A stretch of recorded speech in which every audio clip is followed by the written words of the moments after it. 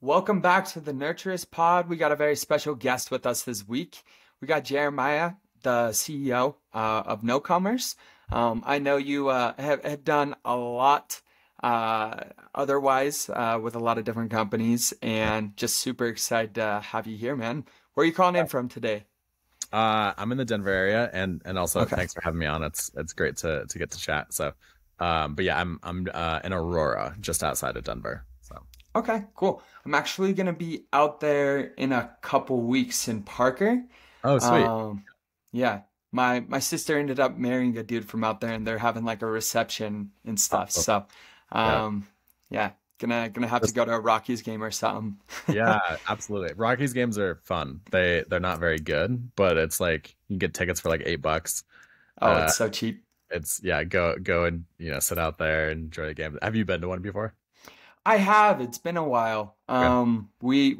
I went a couple times when I was younger, but yeah, Yeah, no, I just love the atmosphere, kind of like we were talking about before.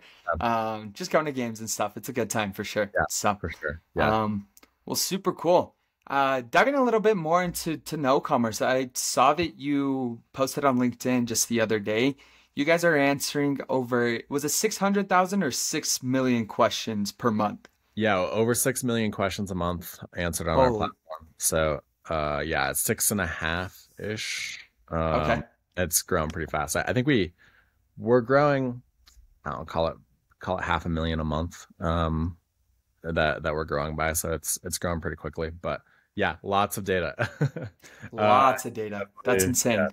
yeah, No, that's exciting, man. And I don't know, just like diving a little bit more into your story where you had like your first WooCommerce app that you were able to go build out and scale that to starting Colorado Glasses yep, and then Lunar Solar. Like your whole story is just super interesting to me. So like yeah, I'm super excited to be able to dive into that a little bit more and what that journey looked like leading up to this point specifically. So, cool, yeah. um, well, cool, man. I guess just like diving right into it, not wasting any time here. I know I sent you over a few different questions before the podcast. And one of those questions was, what were you like in high school? What was your Yeah. personality? And you answered that you were more of a nerd. So tell me a little bit more about that. It's funny because when I saw that question, I was like, I wasn't a nerd, but then I started thinking about it. I was like, I feel like I actually kind of was. Like, I wasn't a jock. I wasn't, you know, any of those things. So it was actually a really interesting question to be like, okay, looking back, more than a decade later, Mhm. what was I actually? I think I'd have to go with nerd on that one. Um, yeah, it was. I'm trying to think. I I I ran cross country, so I was Okay. like, and I played basketball a little bit, but definitely not like a jock. I don't know. It's a different sort of culture in sports that, well, basketball I guess kind of has that jock culture, but football is very different. So, Oh, yeah, very absolutely. that's definitely I feel like that's the stereotypical jock culture, right? Yeah. Uh, so yeah, it was one of those things. I actually was not like a great student. I always had good grades because it was just kind of easy for me. Hmm. But I wouldn't say I was like dedicated to my schoolwork for sure. So I think that's where I wouldn't necessarily say that I was a nerd. I wasn't the kid that was like spending tons of time of time on that. I was very competitive though, so it was like, I'm gonna I wanted a good GPA because I'm competitive. I want to, take AP classes because I'm competitive. Those Gotcha. kind of things. And I even did something called academic decathlon. I don't know if you're familiar with that. Yeah, a Uh, little bit. yeah, so we went to we were like pretty good at our school, so we went to the nationals one year. They had like online nationals, and I think we took third at nationals. Nice. Or no, actually, sorry, we won nationals for our school Oh, you size. won. Yeah, Let's for go. for our school size. Uh, this is like also like 90% sure we actually won. I got fourth in my like division, so I was like the Okay. middle GPA division. I got fourth place at nationals. So, Yeah, we definitely won actually. Now that I think about it, so yeah, it was. But That's that awesome, was man. like that's the like nerd was like I'm gonna compete like I'm competitive and so I'll Hmm. do the nerd things in terms of I want to compete and win. Right. And I think that's so interesting, whether it's sports or it's academics or whatever you want to compete in. I think that's so important, just like to have that, the ability to go out there and do that. I think, Yeah, as far as a personal standpoint, just being able to build those skills and go through the difficulties and whatever the case may be when competing, like it definitely teaches you a lot. And so yeah, doesn't really matter where it was, but I definitely feel like that's an important aspect yeah, when growing up, yeah, to go through for sure. yeah. What were you, by the way, on that? That's a great question. I don't think anyone's ever asked me that Oh, before. really? Yeah, I think no, I was definitely jock. I played football and Okay. baseball. Yeah, those are like Yeah. the two most stereotypical jock sports. Yeah, I know. I was the worst, dude. Like looking back, I definitely not regrets, but like definitely could have changed a little bit. Yeah, I mean, I was always like a super friendly and social kid, so I got along with a ton of different friend groups, but definitely would throw me in the jock. Yeah, but I mean, there's nothing wrong with being a jock if you're not a jerk, right? Like, Yeah, those things are those don't they can be mutually exclusive, right? You don't have to be both of those things. yeah, that's true. That's true. I feel like it kind of gets categorized in the same Yes. space just Yeah. because it does happen very Yeah. frequently, but that's not always the case. That's a good Yeah. call out. I would never assume that somebody is a jerk if they're a jock. They're not quite the same. I had a lot of friends who I would call jocks who are great people. So yeah. Gotcha. Yeah. Especially playing, I mean, it sounds like, yeah, you still were sort of a jock. You played basketball, so I'm But sure you're yeah, still friends with all those dudes and everything. But you also had the academic side that you like to compete in as well, which yeah, nothing wrong with that. yeah. But no, that's super cool, man. I just think it's super interesting. Yeah, especially looking back in hindsight, like Hmm. how you would kind of categorize yourself Yeah. when you were younger. And it's kind of, yeah, it's a weird question because I don't know when the last time it was that you thought about yourself in high school. And so Um, but those years are so crucial as far as like really figuring out who you are, especially graduating, going into adulthood, like yep, where you want to go and what you want to do. yeah, So yeah, I just find that super interesting. yeah, And then you also mentioned that friends was probably the most important aspect to you in high school as well. yeah. Why was that? Was it just like the competitiveness, like being with those groups of friends that you were able to grow those friendships, or was it just like I'm a social guy, I love meeting people and being friends Yeah. with everyone? That's I think generally speaking, just the social aspect, I just like people. That was actually the reason though. I played soccer before high school. Oh, nice. Um, the biggest reason I started doing cross country instead of soccer was because the people were just like so nice. Like it was just a really fun community. And so that was clearly I must not have loved soccer enough to for that to dissuade me too. But yeah, so that Yeah, was the main reason though was just there was just a difference in culture in the sports and like the community and social aspect in cross country was really strong. So that was my number one reason. Even the academic decathlon thing that I did was mostly about people. I got into it because I had friends who were doing it. So it's that was always the biggest thing for me is just relationships. So yeah, gotcha. Community you mentioned, I think that's so important. Like having that good group of friends, people who you enjoy being with, who have those similar interests is like it's key. It's key. yep, Whether it's in high school or right now in life, like yep, just having a community of those like-minded people is so important. yep. And honestly, I feel like Twitter has kind of done that for me now. Like there's so many cool people on there Oh, and really? it's Yeah, definitely opened up my eyes because I just hopped on like late last year yeah, and have had a chance to meet a ton of really cool people through it. yep, Because I feel like yeah, your typical day to day, you're not meeting a lot of people who share interest. But yeah, just kind of backing on that community. It's super Mhm. important, I think, for growth as well. Yep. Especially when they're good goals and interests that Yeah. you have those shared interest in. So, Yep. For sure. Yeah. um, The level of people that you can engage with on Twitter sometimes is kind of crazy. oh, it's Um, insane.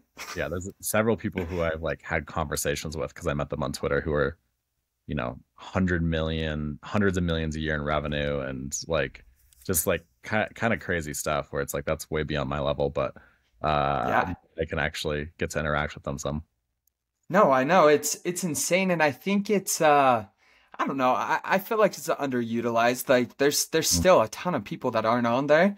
Yep. And when I think of like networking, a lot of Yep. people tend to go to LinkedIn, and I don't know. It's not the same. It's not as personal. And Mhm. so I've really enjoyed being able to have this more of like social slash business approach when meeting Yep. people on Twitter. And yeah, you have the opportunity to meet people you never would have met in a million years otherwise. Yep. For sure. Um, so, anyways, community is important. Absolutely. Well, cool. And you said that going out of high school that you thought you were going to be getting into politics. Was Yeah. that something you were always interested in? Yeah. Short answer, yes. I think like my entire time in high school, I was really interested in politics. And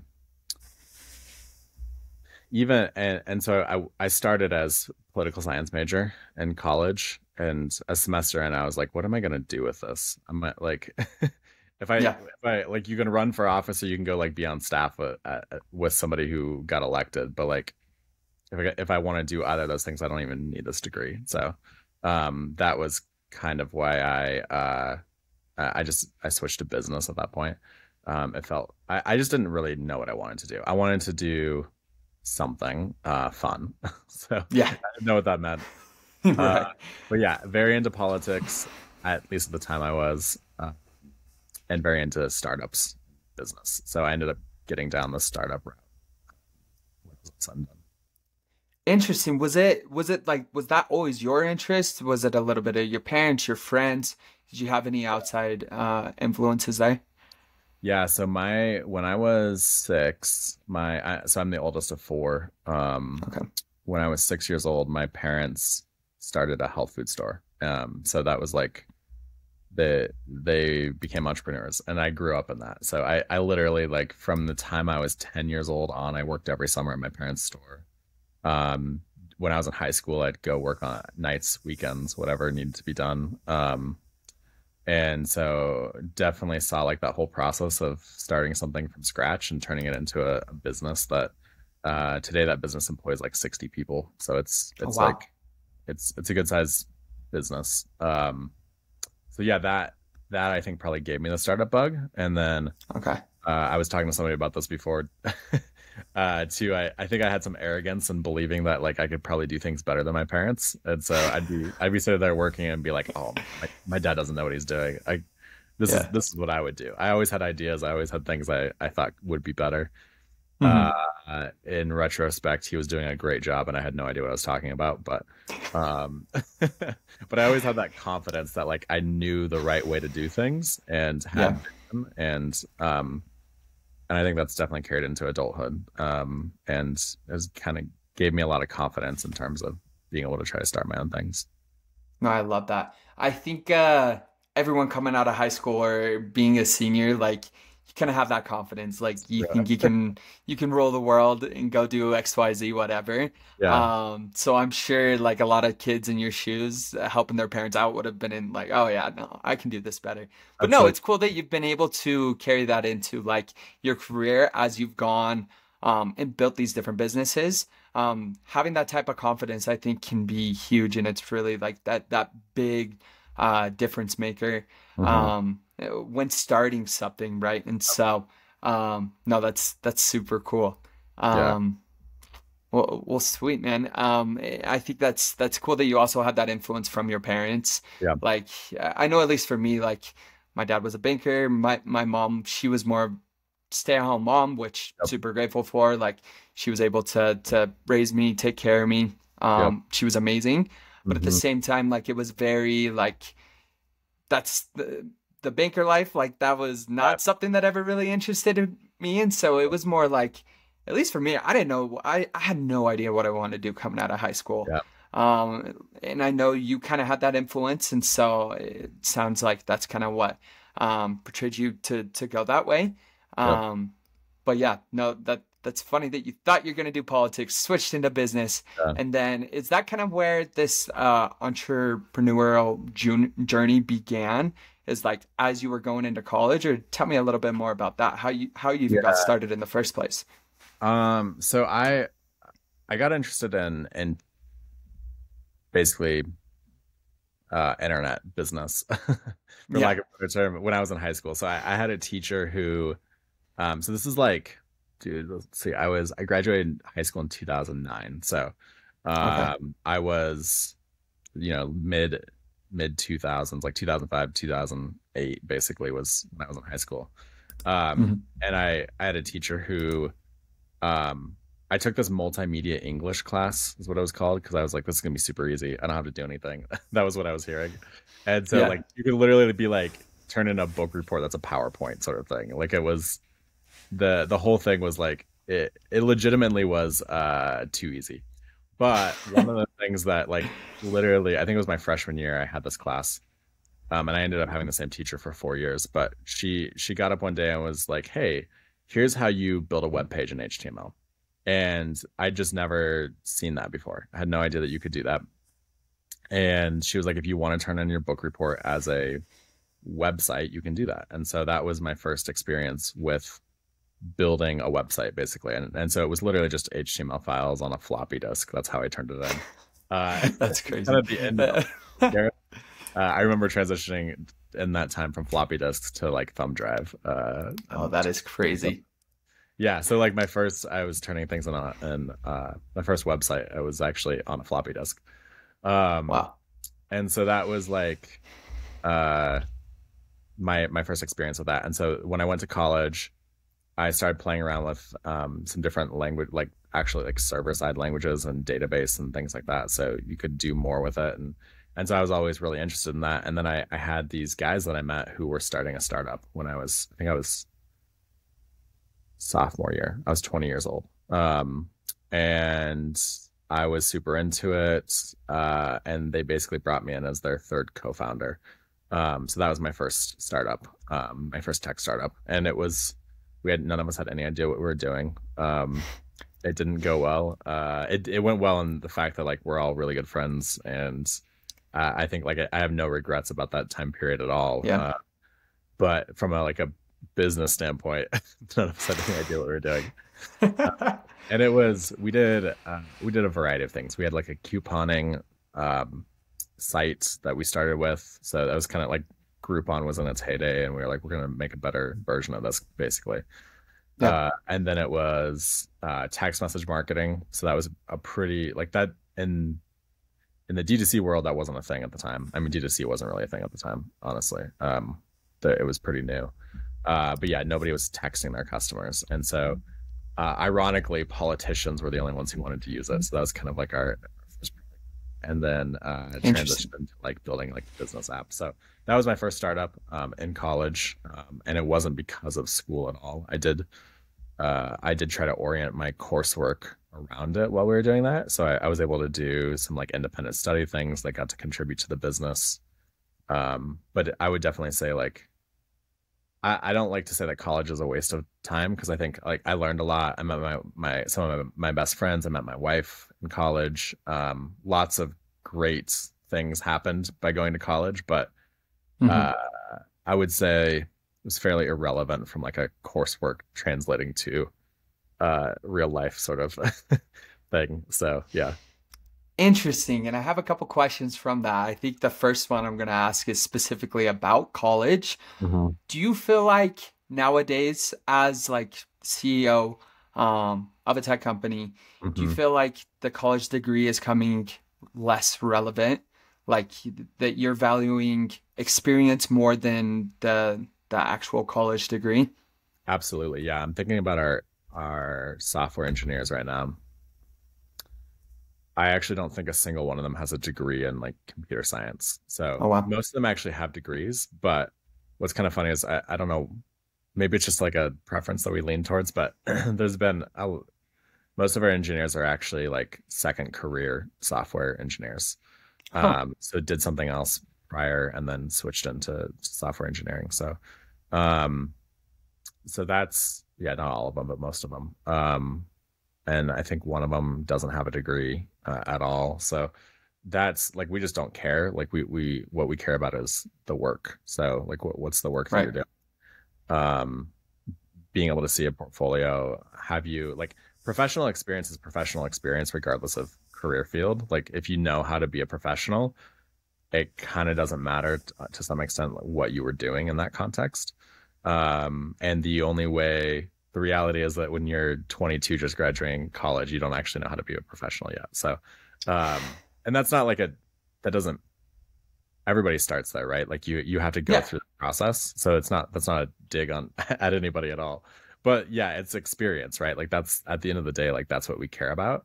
Mhm. And I should caveat that sometimes 22-year-olds do know how to do that because they've gotten a lot of experience through that process of going to school where it's not the schoolwork, that they were working at jobs on the side and doing that too. But I don't feel like schoolwork itself really prepares you for the professional world. Um, Interesting. No, I love that. I couldn't agree more. Like, I actually ended up dropping out of my oh, okay. so I completed my first semester. Okay. Ended up COVID happened and I ended up getting sent back home. Okay. During that, I transferred schools. I like started dating my now wife. Okay. And I was working another like full-time job. I'm like, dude, Yeah. this is stupid. I don't want to do this. Yeah. The first time around, it was definitely more out of laziness, I would say, of just like not wanting to do the work. But fast forward a year, my girlfriend, we ended up getting married. I actually went out and did door-to-door sales for the summer. And when I was out there, I'm like, dude, I do not want to do this my entire life. I can't I got to imagine. go back to school. Yeah. And so I came back home and started back in college or going to classes and stuff. And I had a buddy who was working at Route who approached me and was like, "Hey man, you got to Mm, come try this out." So I'm like, well, "Let's go give it a try," because I'd kind of had like this gap period, coming back from the summer yeah. where I wasn't really working, and so I'm like, I should probably start working again. Hmm. And it just opened up my eye to e-commerce, to everything, Yeah. and that's when I decided to go all in on just like tech and e-commerce, and I've Yep. absolutely loved it. Yeah. Um, but yeah, those were kind of those same Yeah. feelings that I had. I'm like, hey, if I have this experience, if I was able to go do XYZ, like, it was crazy through interview processes and everything. Like that was never once a question. Yep. Was about my college degree, and so Yeah. I don't know, Absolutely. because my dad, he was pretty. I was very scared to tell Yeah. him that I dropped out, especially that second time around when it was like official. Yeah. Um, and I was kind of scared, like taking the interviews and stuff. Like, well, shoot, my dad, he said this. Like, Mm. is that going to be the case? Are they going to ask about it? Am I not going to get this job because I don't have a college degree? And like, Um, I was shocked that that was never a question. It was never yeah. even like, yeah, mentioned Well, once. and what happens too is so yeah, a couple thoughts on that. But what one thing that happens is like in tech at least, when you go and get a job at a place like Route, and if you spend a year at Route, that's all that anybody cares about at that point is what's your work experience. And I think when I hire at our company, I actually I can't tell you which school anybody on our team went to. Like I just have no idea. Actually, that's not true. I know one person's, but that's because he talks about it regularly. Uh, but Nice. or two anyway. Point is though, like I don't really know where people went to school. It's not something we care about, or if they went to. I actually don't even know who has a degree and who doesn't exactly. Like I know some people do for sure. I know some people don't for sure, but otherwise, I just don't really know.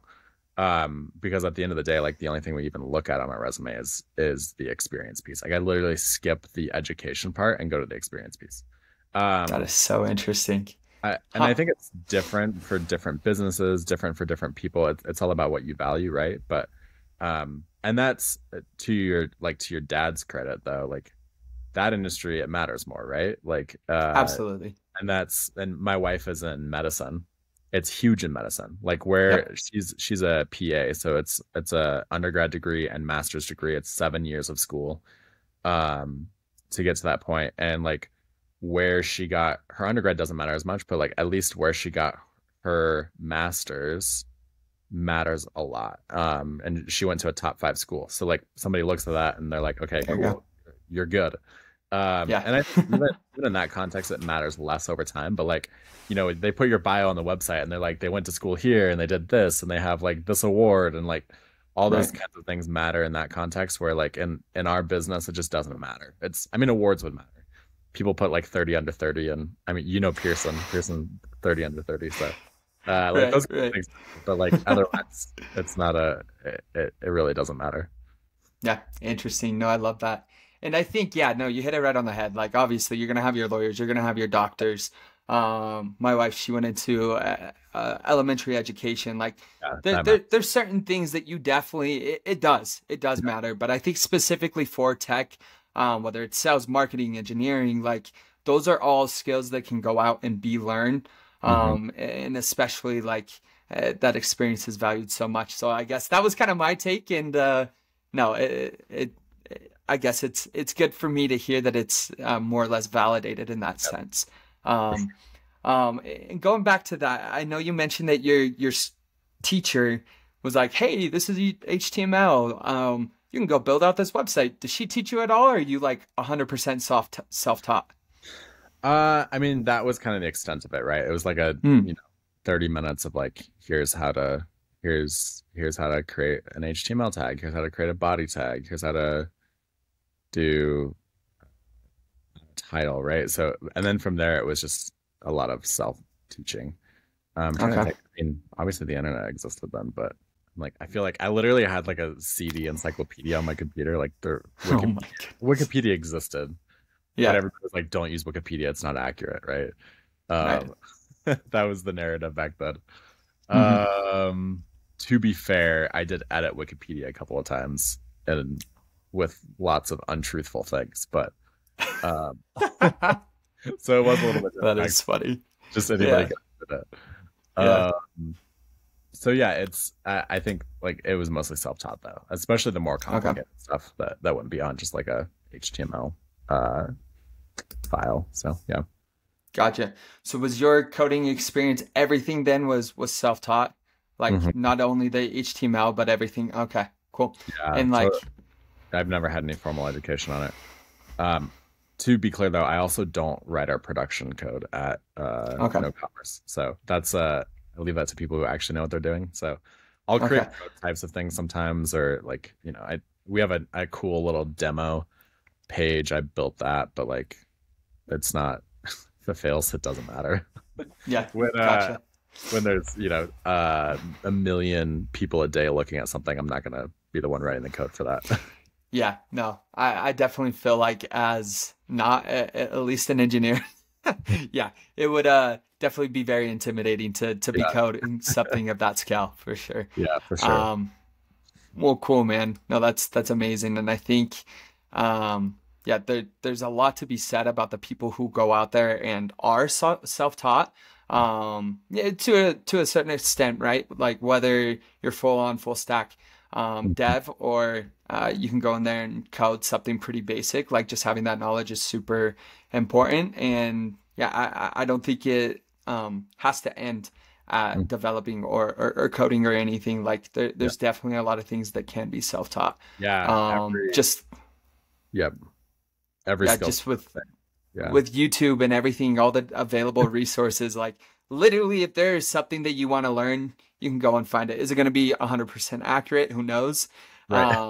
But Yeah, it's out there. yeah, yeah. That's a good So point. no, that's cool. Well, sweet. So we kind of hit a little bit on your college experience, and you definitely don't wish that you would have done things differently. But if you were someone coming out of high school and you had that decision, you didn't really know what you wanted to do. Yeah, You didn't know if you wanted to start your own business, if you wanted to go into medicine or whatever. Like, what would you suggest? Like being a young 18-year-old thinking that you know it all, like what would you do if you were back in those same shoes?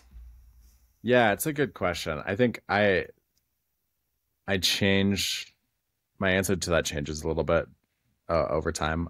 I would say, 5 years ago, I would have absolutely said I wouldn't go to college. I would go get work experience. Um, I think there's the way that I would approach it now is to think about like what do I get excited about? Um, what is my risk tolerance? How does the idea of starting a business scare me? Does the idea of sitting behind a desk my entire life scare me? Like what is it that scares me? Um, and then use that to decide what I would do. So like let's say like for me, looking back, the idea of working for somebody for the entirety of my life and like the I should say it this way. The idea of having a career where I go show up to work 9 to 5 every day for 40 years scared me. Like I just didn't like that was not something I knew if that made me fearful, that meant that that was something I shouldn't do, right? And so um that doesn't necessarily tell you what to do, but it Right. does like to me that means I probably shouldn't go be an engineer. I probably shouldn't go be a doctor. I probably shouldn't go be like there's a bunch of these things where like that's probably not the right fit for me if that idea scares me. And so and that really and that's probably the reason why I would say like if I redid it, I don't know that I would go to college because that's what college is for, is to help you find a career. And the idea of a career in general is just not something that I like. And so if it is something that you like though, then you should go to college. Even if you don't know Yeah. exactly, like that's my opinion at least. Even if you don't know exactly what you want to do, it can open your eyes to possibilities and give you a path. And maybe you don't do it immediately. Maybe you wait a year, or maybe you take a year off in there and explore some different things. But like that's probably the way I would think about it is like what is it that scares you?